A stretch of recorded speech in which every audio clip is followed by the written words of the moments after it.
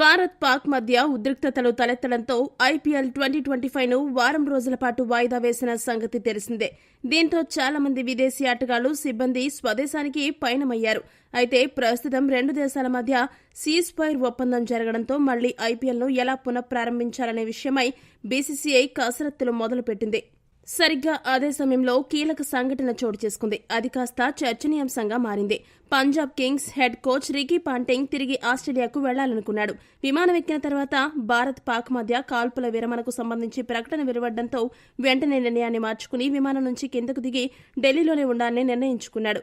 అయితే పంజాబ్ జట్టుకు చెందిన విదేశీ ఆటగాళ్లు Marcus Stoinis, Aaron Hardy, Josh Inglis, Bartlett స్వదేశానికి వెళ్లేందుకు సిద్దమయ్యారు. విషయం తెలుసుకున్న పాంటింగ్ వారితో మాట్లాడాడు. కాల్పుల విరమణ ప్రకటన గురించి చెప్పి భయపడాల్సిన అవసరం లేదని భరోసా ఇచ్చి భారత్లోనే ఉండే విధంగా ఒప్పించాడు. ఈ విషయాన్ని పంజాబ్ కింగ్స్ వర్గాలు ధృవీకరించాయి. విదేశీ ఆటగాళ్లకు యుద్ధ పరిస్థితులు పెద్దగా అలవాటు లేదు కాబట్టి వారు ఆందోళన చెందడం సహజం. వారంతా త్వరగా స్వదేశానికి వెళ్లిపోవాలని కోరుకున్నారు.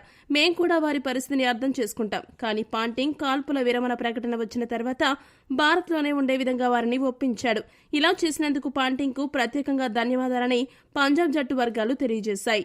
పంజాబ్ తుది జట్టులో రెగ్యులర్ గా ఉండే south Africa player Marco Jansen మాత్రం దుబాయ్ మీదుగా దక్షిణాఫ్రికా వెళ్లిపోయాడు. ప్రస్తుతం పంజాబ్ కింగ్స్ కు చెందిన మెజారిటీ భారత్ విదేశీ ఆటగాళ్లు జట్టుతోనే ఉన్నారు. ఇది ఆ జట్టుకు గుడ్ న్యూస్ అనే చెప్పాలి. ఈ విషయంలో పాంటింగ్ తీసుకున్న చొరవ, భారతదేశంపై అతనికి ఉన్న నమ్మకం చూసి అభిమానులు ప్రశంసలు కురిపిస్తున్నారు. ఈ వీడియో గనక మీకు నచ్చినట్టయితే లైక్, షేర్, కామెంట్ చేయండి. మరిన్ని స్పోర్ట్స్ అప్డేట్స్ కోసం మా ఛానల్ సబ్స్క్రైబ్ చేసుకోండి.